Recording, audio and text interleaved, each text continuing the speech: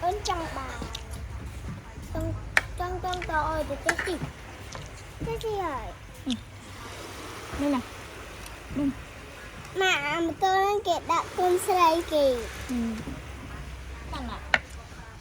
nào ơi lên tôi giúp bạn một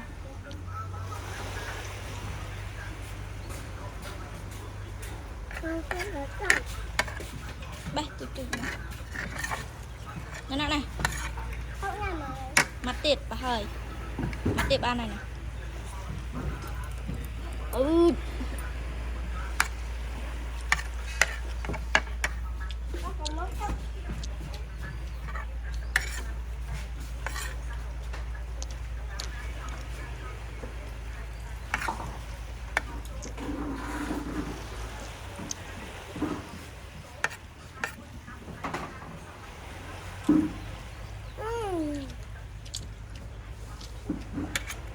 này coi này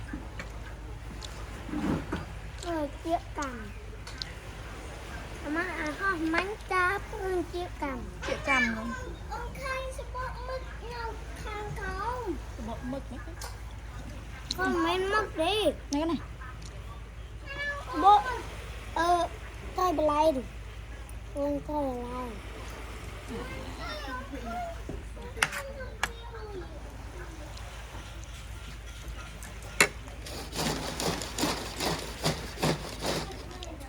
được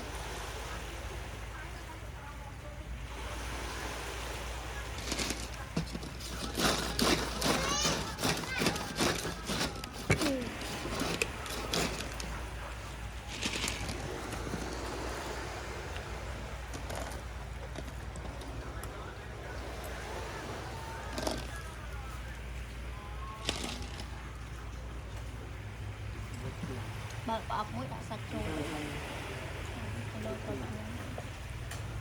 mà đó không phải là tất cả món đi cho món sẵn cho mà không là lột với không rồi Có ôm lại một chung.